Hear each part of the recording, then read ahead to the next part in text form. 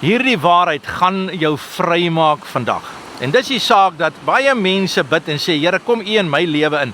Kom doen U hierdie ding, kom doen U daardie ding vir my. Gee my lewe dat dit 'n bietjie meer gemaklik kan wees. Ek wil net al hierdie dinge hê. Ek noem dit die spaarwiel Christene. Mense wat die Here net vasgryp wanneer hulle hom nodig het en dan los hulle hom weer, dan doen hulle eie ding en sê hulle, Here, dankie, dis nou verby, nou kan ek weer my eie lewe lewe.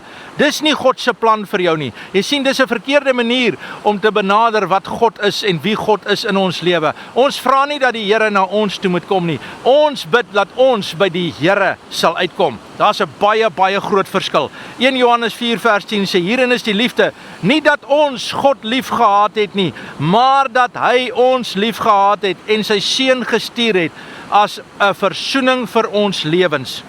Hoor hierdie, luister hierna.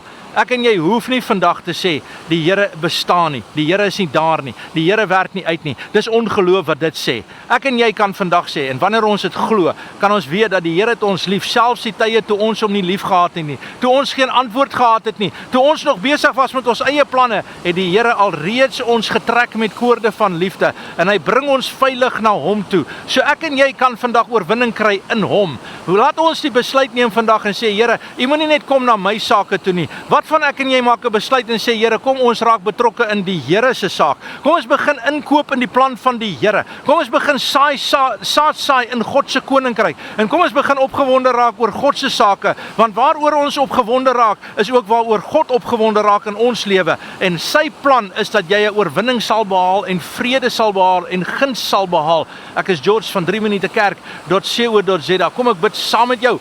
Here Jesus, ek dank U vir U vrede.